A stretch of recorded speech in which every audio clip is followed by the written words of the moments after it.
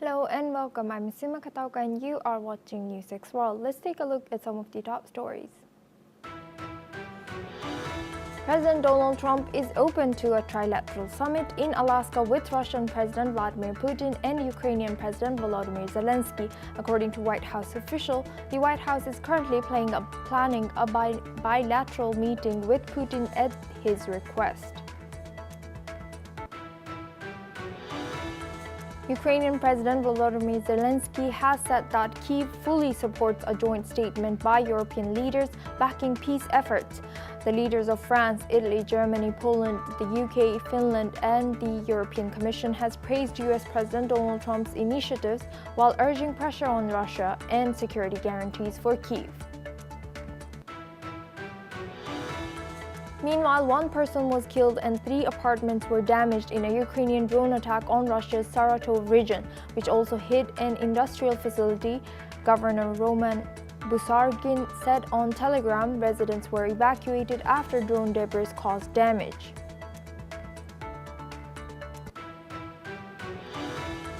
Tens of thousands have protested in Tel Aviv on Saturday against Prime Minister Benjamin Netanyahu's plan to expand the war in Gaza and seize Gaza City entirely.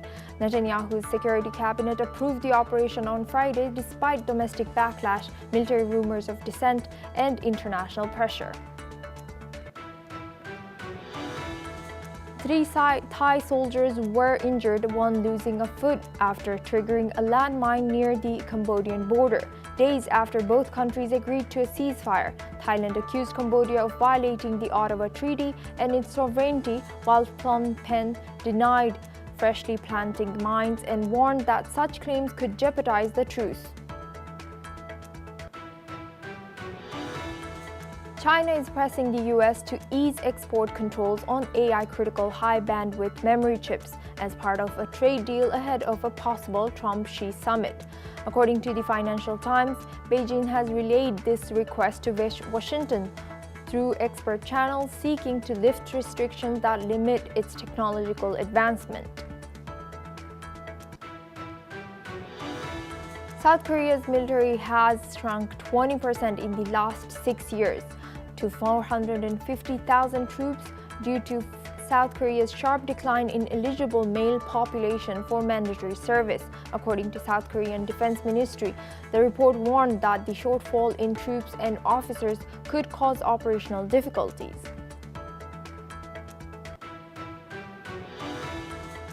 Haiti has declared a 3-month state of emergency in its west and central regions amid surging gang violence that has killed over 1,000, injured 200, kidnapped 620, and displaced 239,000 since October 2024, according to UN data. The move includes appointing Andre Jonas Vladimir Pereisen as new police chief to work with a UN-backed Kenyan-led mission to restore security. Corinthians, one of Brazil's most successful football clubs, has removed President Anthony Melo, who is 61, amid criminal charges of theft, money laundering, and conspiracy linked to a sponsorship deal with YDBet. Documents allegedly show Melo created fake companies to divert club funds, while the Sao Paulo giant faces financial troubles.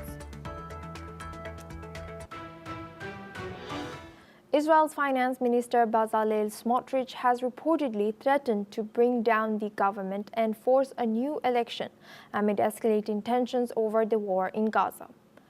Israeli media reports that Smotrich made the remarks during a security cabinet meeting which focused on future military operations. The current coalition holds 60 seats in the 120-member knesset, following the departure of the United Torah Judaism Party and far-right lawmaker Avi Maoz. An election would only occur if a majority votes to dissolve the government. In a later statement, Smotrich said he had lost confidence in the Prime Minister's ability and willingness to lead the military to what he described as a decisive victory. Now for this discussion, we are joined by Professor Ephraim Inbar, Senior Researcher at the Jerusalem Institute for Strategy and Security, joining us live from Jerusalem. Thank you, Professor, for joining us today. Welcome to NewsX World. Now, what does... My pleasure. Thank you. So what does Bezalel Smotrich threat to dissolve this Israeli government? And then last week also we saw news coming in about the division between the military head and prime minister. What do these things reveal about the internal factors within Israel's current political and military leadership? First of all, such threats were aired in the past. One of the parties led by Knesset member and minister Ben-Gvir left once the coalition and returned. So it's not clear if those threats will really be realized. Apart from that, the parliament is dispersing and will come back in action only in plenum, only in mid or end of October. So actually, the government will continue to serve even if they leave the coalition until that date. And if those two parties will leave the coalition and the government will not have a majority, there will be a formal dispersal of the Knesset, of the parliament, but it will take at least 3 months until new elections will be held. Meaning that the new elections will be at the beginning of 2026 instead of November 2026, which is not a big difference. So it really does make such a big difference for Netanyahu if the elections will be at the earlier than scheduled. So does this make any difference even if this opposition voice is growing? Also, we saw that Tel Aviv had a lot of demonstrators on Saturday. So this internal political instability, does it have any effect on Israel's strategy in the ongoing war with Gaza? Of course, a government that has no majority in the Knesset, in principle, can do whatever it wants. It is probably the strongest government possible in Israeli politics. But the custom is that it cannot take decisions that are extraordinary, and maybe some parties will go to the Supreme Court of Justice to stop the government from taking actions that have not been decided yet. So this is, of course, a possibility, but the war in Gaza will continue probably as long as the Hamas is there and the hostages are not returned. So the domestic instability or the lack of majority for the government is not really able to stop military steps by the current government. And Professor, how could forcing a new election in Israel during such a sensitive time impact countries' diplomatic relations with other regional players or allies who support Israel? Everybody understands and knows that Israel is under a lot of criticism because of its decision to take over all Gaza. And this is something that has been taken into consideration. And we'll see if foreign governments will indeed do what they threaten to do. There is a great understanding and consensus in the international community that Hamas should not rule over Gaza, that the Hamas terrorist organization should be evicted of Gaza. And I don't see any other possibility of evicting Hamas apart from military action. They do not volunteer to go, and international pressure is not effective. So I really don't see an alternative. If the international community really wants to stick to the goal of evicting Hamas from Gaza, but Israeli military action. Nobody else is volunteering to fight Hamas. So it's up to Israel to do it. And it is, of course, unpleasant for Israel to be criticized for trying to do what the whole international community wants. But that's life. Thank you, Professor, for sharing that. Please stay with us as we stay on the region.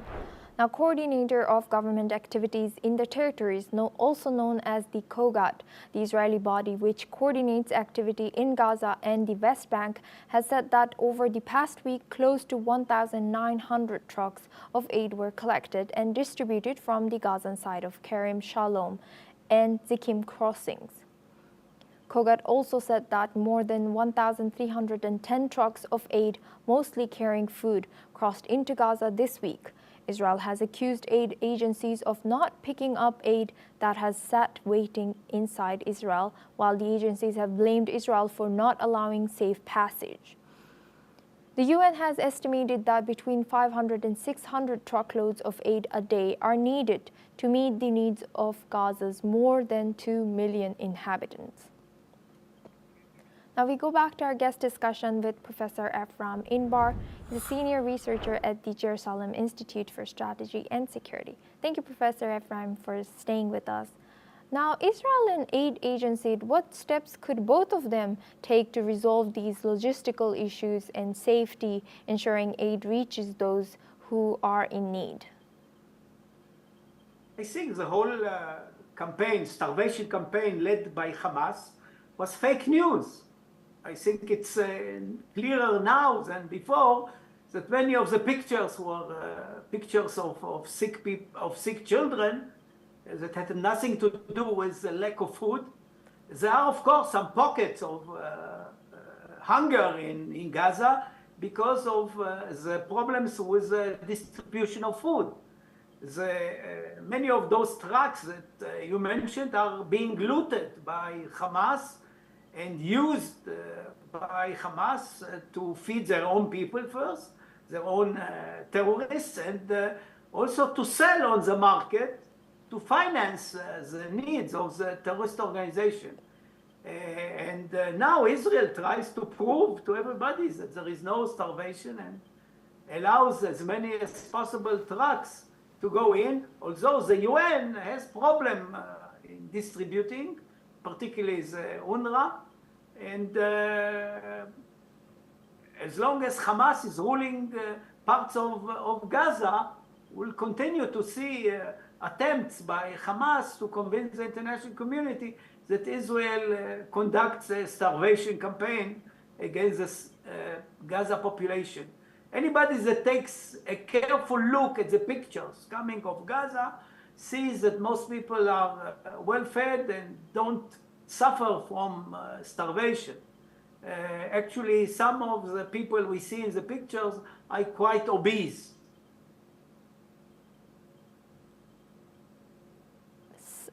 Professor, some people might contradict that, but we are running out for this discussion. So thank you very much for joining us today. That was Professor Ephraim Inbar from Jerusalem. Now we move on to our next news. Haiti has declared a 3-month state of emergency in its central region. As gang violence continues to escalate, the measure will cover the West, Artibonite, and Center departments to combat insecurity and address a growing food crisis. The United Nations says that between October last year and June this year, more than 1,000 people have been killed, over 200 injured, and more than 600 people kidnapped in these areas. The violence has also displaced nearly 240,000 people. The government has appointed Andre Jonas Vladimir Parayson as interim police chief, working alongside Kenyan officers deployed under a UN-backed mission. He replaced Normil Rameu, who faced criticism over his handling of this crisis. Now we're joined by Thomas Porteous. He's an anchor and correspondent at NewsX World. Thomas, what more can you tell us about this news coming in from Haiti? Well, yes, as you've said, assume Haiti very much a unstable country right now. State of emergency has been declared for the next 3 months by the government in Port-au-Prince. This is largely due to the scale of violence there, the lack in food going on, and so what the government has decided it needs overall control in order to control this violence. Expanded government authority is very much needed in the region, as the Parliament said. There's also, of course, as what comes with a state of emergency is a restriction in civil liberties. This includes curfews, restrictions on where to go, etc.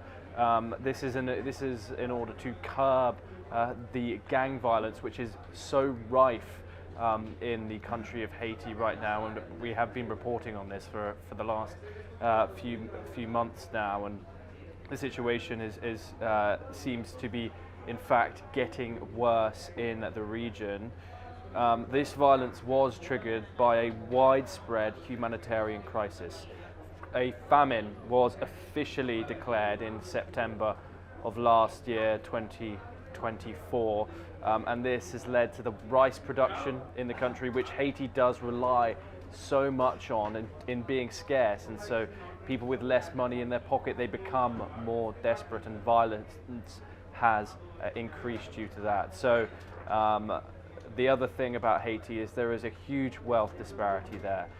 The richest of Haitians live in compounds where the poorest cannot get into, and the humanitarian crisis hits them the hardest. And so we will, of course, bring you more updates, but a 3-month state of emergency now for Port-au-Prince and the rest of the Haitian state, and we will, of course, bring you all the updates that we can on this developing situation. Thank you very much, Thomas, for sharing that insight. Now we move on to our next news. China wants the U.S. to ease export control in chips, critical for artificial intelligence, as part of a trade deal before a possible summit between U.S. President Donald Trump and Chinese President Xi Jinping. According to reports, the report also suggests that Chinese officials have told experts in U.S. that Beijing wants the Trump administration to relax export restrictions on high bandwidth memory chips, or HBM chips. HBM chips help perform data-intensive AI tasks quickly. The White House, State Department, and China's Foreign Ministry have not yet responded to these reports. China is concerned because the U.S. HBM controls hamper the ability of Chinese companies such as Huawei to develop their own AI chips. Successive U.S. administrations have curbed exports of advanced chips to China, looking to impede Beijing's AI and defense development. China wants to ease export control on chips critical for artificial intelligence as part of a trade deal before a possible summit between U.S. President Donald Trump and Chinese President Xi Jinping, according to reports. The report also suggests that Chinese officials have told experts in U.S. that Beijing wants the Trump administration to relax export restrictions on high bandwidth memory chips, or HBM chips. HBM chips help perform data-intensive AI tasks quickly. The White House, State Department, and China's Foreign Ministry have not responded to these reports. China is concerned because the U.S. HBM controls hamper the ability of Chinese companies such as Huawei to develop their own AI chips. Successive U.S. administrations have curbed exports of advanced chips to China, looking to impede Beijing's AI and defense development.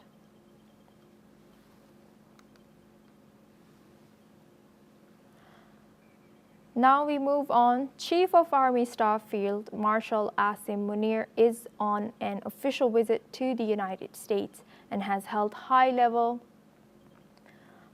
meetings with senior political and Chief General Michael E. Kurilla, along with members of the Pakistani diaspora, Pakistan's military's media wing said today. The visit follows his 5-day official trip to the U.S. in June, where he met U.S. President Donald Trump over lunch, making him the first serving Army chief to have a face-to-face meeting with a sitting U.S. president.